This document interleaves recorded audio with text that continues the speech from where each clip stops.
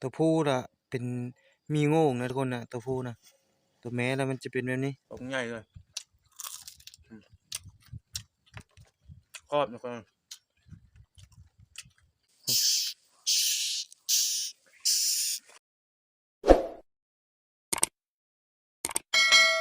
สบายดีและก็สวัสดีเมื่อทุกคนที่เข้ามาติดตามนะครับส้มวันนี้คอยก็ได้มาหน้านะทุกคนนะ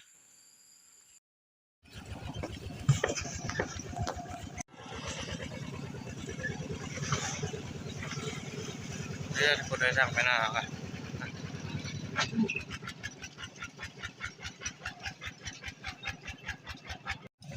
เข้าที่เลยไป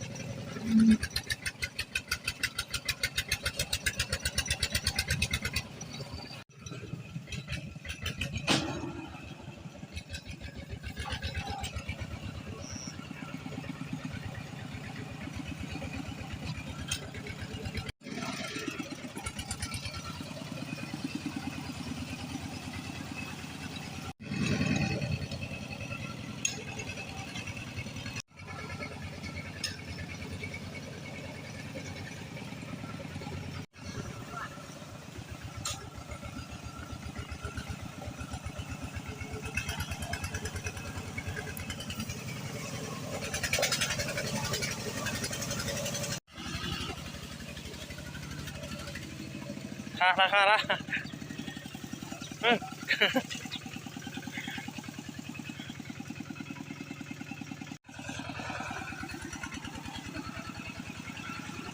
ไม่มีโรคมาหมายโรคแม่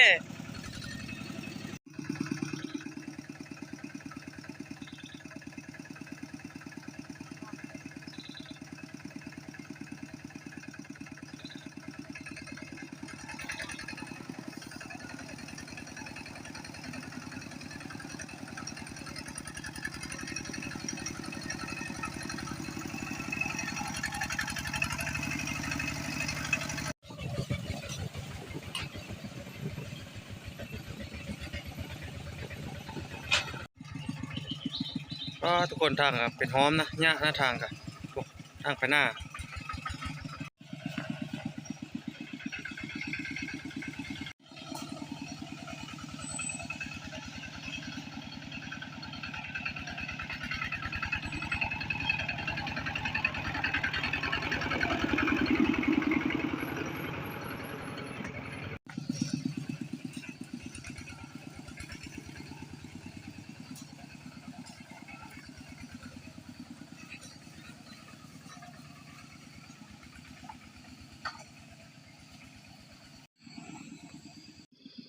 เนี่ยคนตัวนี้เขาก็ฮอดหน้า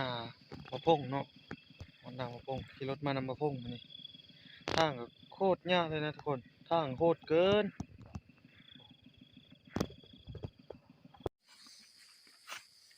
เรากำลังย่างมาเทงเขาอยู่พุ่นละเทงเขากะเทงกะมันนี่ขี่รถมานำมะพงมานี่นี่นะทุกคนนี่ก็จะเอางูควายออกก่อนมานี่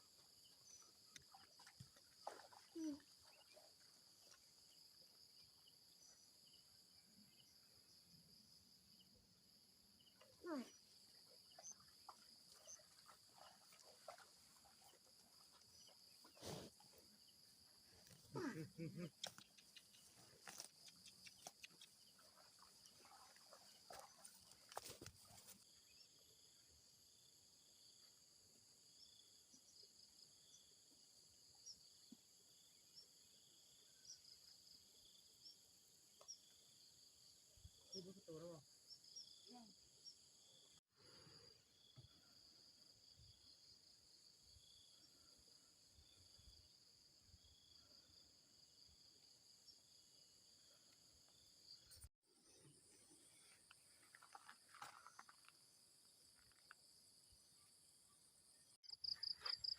ดเถียงแล้วบัดนี้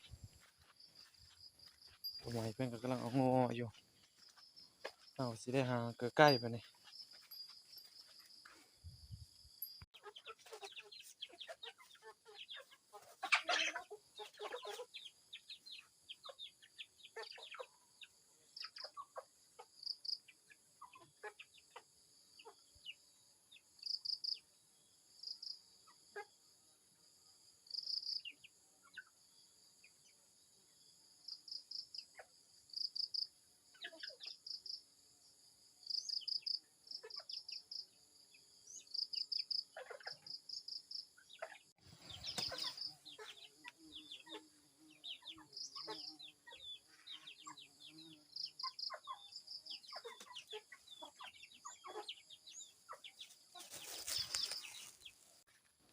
เฮาขังไว้นี่เฮาขังไว้อยู่ในคอกนี่แต่มันลักเอานะเพราะว่ายามนี้เฮาขังยามมันกินข้าวก็แก่ละโอ้มันเยอะแห้งละตะเกอก่อน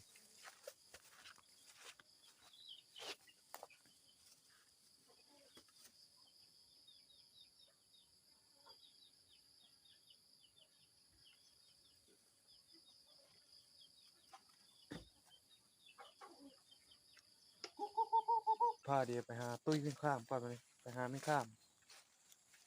มมาโคกินกลางเว้น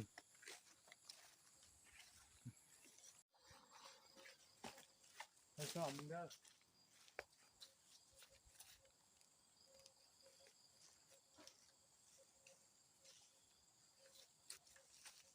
ตัวไปไปไป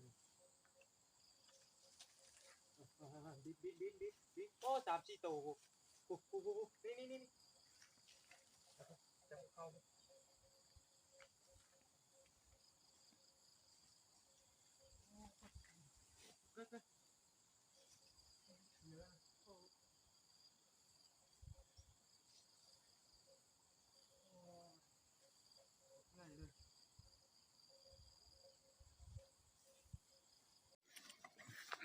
ย้ายไปหากกใหม่ก่อนมาเนี่ย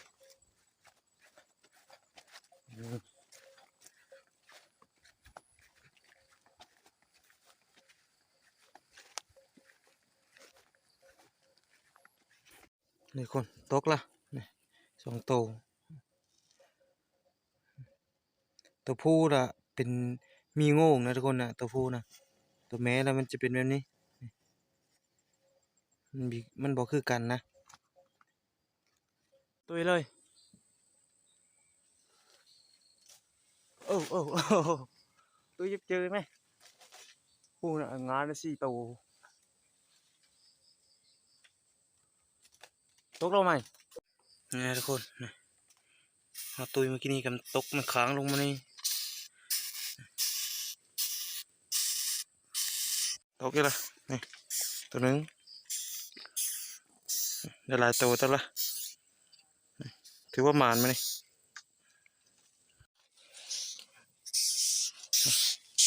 ตกละ2 ตัว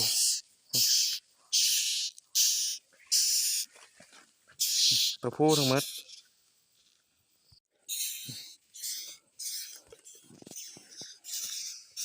หลายตัวตัวละทุกคนเลยได้อยู่ประมาณ10 ปลายตัวเอาสิไปหาต่อให้ปะนี่ได้ทุกคนวันนี้เราสิได้ไปหากกยูโซนพูดนะทุกคนไปหากกยูโซนเป็นต้นนะพอละแล้วก็ไปหาจอบโซนมั่นเลยนะเอากระบอกได้เอาโซนแต่เฮงละเสียงลมเสียงฝนก็มาแล้วทุกคนเลยเข้ากันเลยเต็มกลางหน้าเลยนะนี่เข้ากันพอเกี่ยวแล้วทุกคนเลยเข้ากันอีก2-3 มื้อกับบะแม็กก็สิได้มาหาเกี่ยวข้าวนะทุกคนเกี่ยวกับฝนตกห้ำเพราะว่าฝนตก4-5 มื้อเลยนะบ่หยุดจักเทื่อฝนกันโอ้ขนาดเลยโอ้ทุกคนปาดโธมืดก็มืดอีหลีอันนี้นะปาดโธไป แต่โทมมาลีบาดนี้เชอะ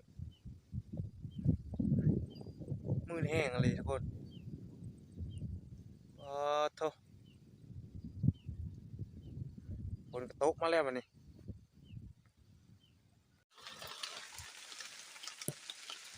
นี่นะทุกคนฮอตโซนละนี่ฮอตโซนก็พอดีฝนตกออกมาเลยนะจมต้นก้อยนี่แหละทุกคนเลยบอนที่เอามาเกี่ยวหญ้ามือนั้นละฝนกระตก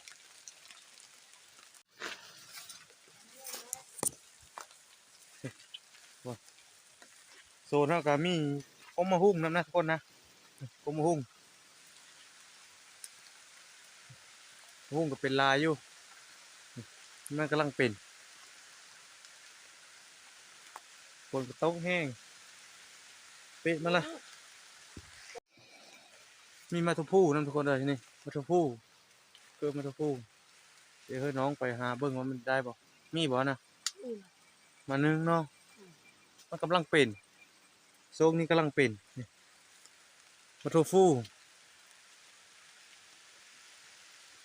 กินกับตำโทแซ่บเลยทุกคนเลยนี่เลยตอนนี้ก็เฮากำลังลบฝนนะทุกคนนะนี่ลบฝนอยู่โซนแล้วก็มีทั้งมาโบบแล้วก็มาทุฟูมาหุ่งนะกดหลายอันหลายอย่างนะเพิ่มมาโบบมันขึ้นอยู่กกไม้พุ่มล้ามอยู่ทุกคนนะมากระท่มเป็นมะนะเราก็ได้มาฮอดแล้วนะบอลเขาเอากระดูกกระดาบไปถึงผู้เอากระสีสลับเอาไปนี่หาสลับเอาก็ได้ทุกคนนะทุกคนนี่เป๊ะมาแล้วเขากะฝนตกแห้งโอ้ใหม่เป็นได้ขึ้นสลับเขานะเอากระสีท่าเก็บอยู่ตารางผู้บินไปแล้วผู้นะตัวนะผู้ต้องตกใหญ่เสียดายนี่ทุกคนตกแล้วตัวนึงนี่กระดาบอยู่ไหมนี่เอาขึ้นสลับเอานะสลับเอาจับแน่นขนาดทุกคนเลยสีได้ผ้าเดียมือกับนี่เอาก็ได้เก็บเอากระลายโตเต็มนะผ้าเดียมือก่อนมาเนี่ยเบิ่งคลองก่อนลายโตเต็มมือทอดกินนะทุกคน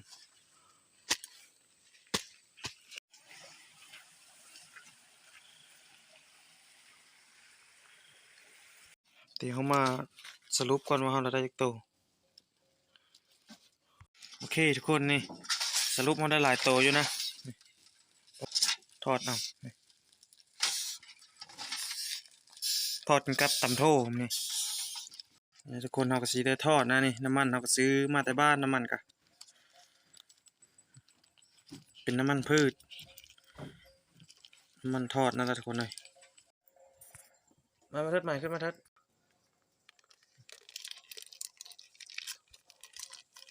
ถุงนึงคือสีอีพ่อนะทุกคนนะ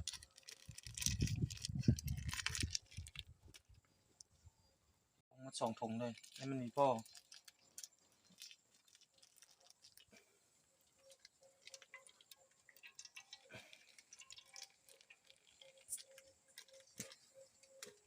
วันนี้เราก็สีท่าน้ำฮ้อนท่ามันฮ้อนนะทุกคนนี่ท่าน้ำมันฮ้อนแล้วก็สีเอามีข้ามลงมานี่ตอนนี้ก็น้ำมันก็ฮ้อนแล้วนะทุกคนเราก็สีเอามีข้ามลงมานี่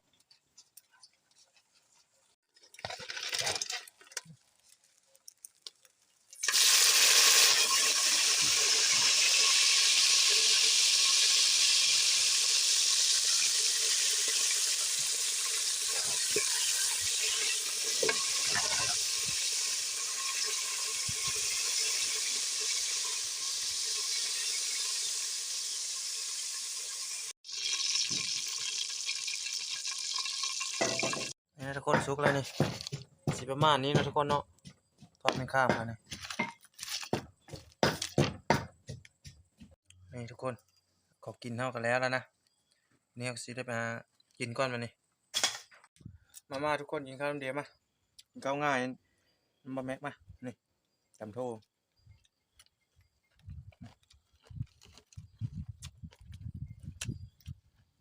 มันข้ามตรงใหญ่เลย กรอบทุกคนรสชาติมันก็มันๆนะทุกคนหอมมันแล้วก็แซ่บทุกคนเลยอื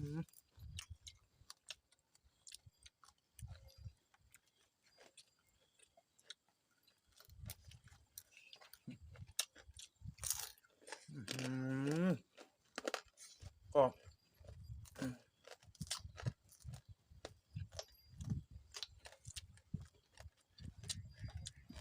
ยอดเลยทุกคน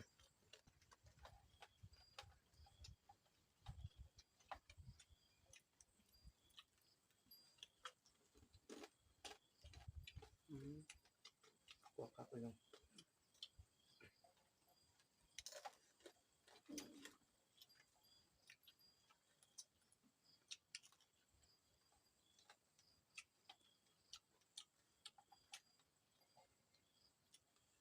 ทำใหญ่ๆเลยทุกคนเลย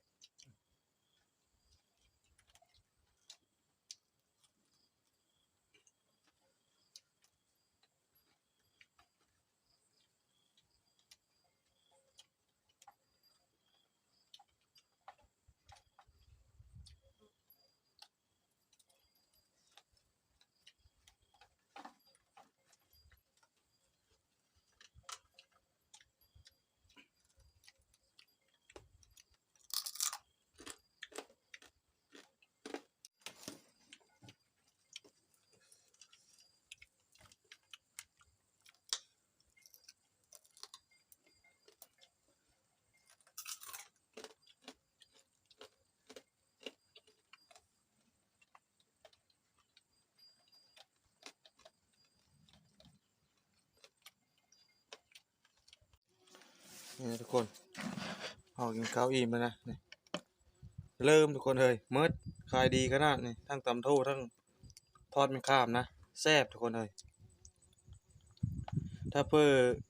มีซื้อลองกินเบิ่งเลยทุกคนเด้อถือว่าแซ่บ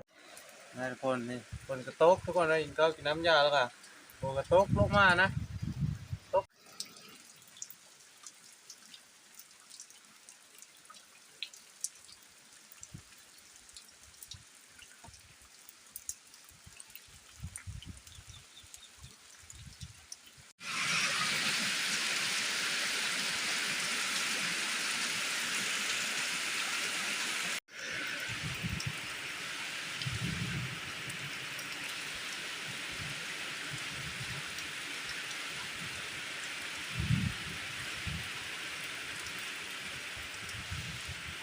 นะทุกคนหลังจากฝนตกหญ้าไปเลยเขาก็สิมาหาย้ายงูย้ายควายนะทุกคนนี่บรรยากาศฝนหากระตกหญ้านะนี่ท้องฟ้าก็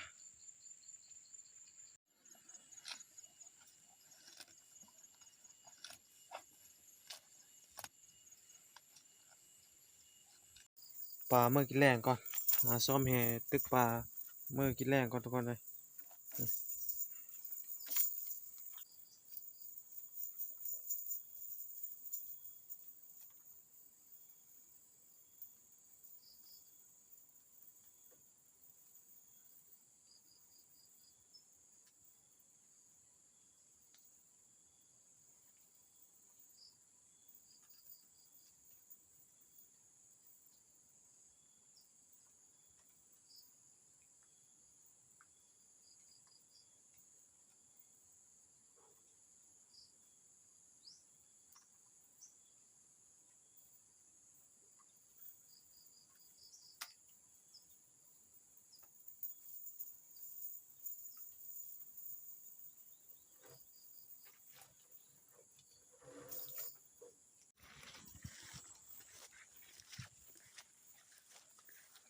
ตกปลากระบอกหลายขนาดทุกคนเลย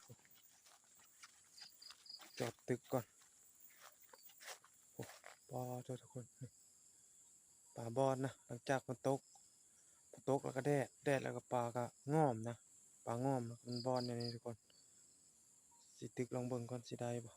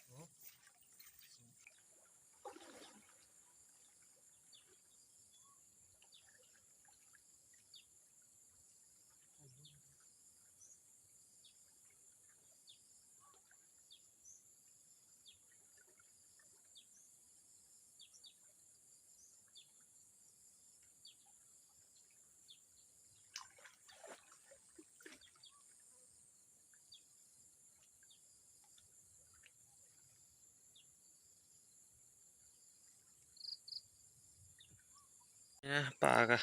ขึ้นมาแล้วแต่ตึกปลาก็ได้ปลาตัวเดียวเพราะว่าน้ำลายนะน้ำลายตึกบิได้เมื่อกินแมลงเมื่อตำแมลงมันสิมีอยู่บ่มีอยู่ทุกคนเลยโทรกัน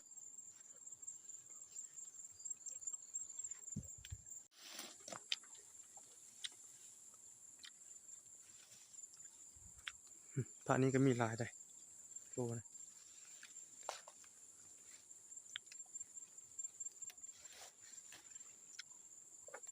โอ้เท่ามันละได้หลายเติบทุกคนเลยหายอดพักมานี่ยอดพักยอดมะโบบหาเก็บพักหอมน้ำเก็บพักหอมมือเสื้อแจวมือเสื้อแจวเสื้อจุทุกคนนี่ยอดมะโบบก็มีแต่ยอดโจ๊ะๆเลยได้เลยนี่เอาได้มาเอายอดมะโบบอันนี้ยามนี้มันกำลังเป็นดอกนะบางอันก็เป็นมะ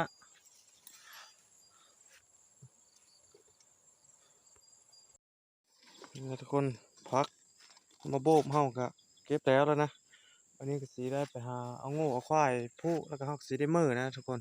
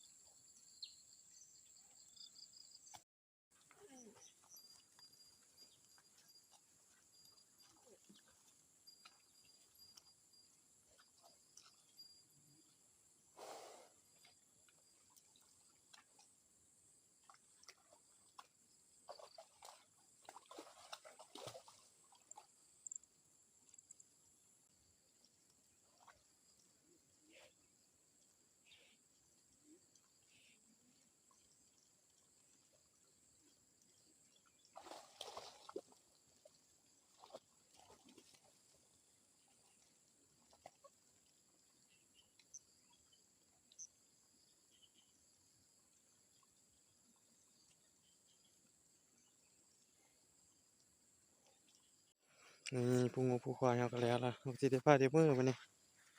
สิได้พาเดี๋ยวมือละคำละ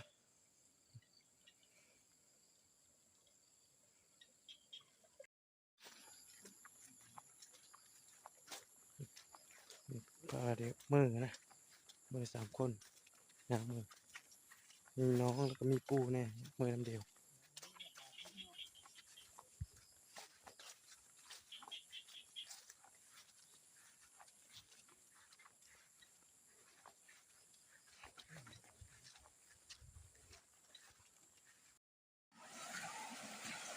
ปลาค่ะทุกคนนี่น้ำลายขนาดพอพุ่งขึ้นหากันยามจิบแล้วน้ำซับแห้งเลยสิเลย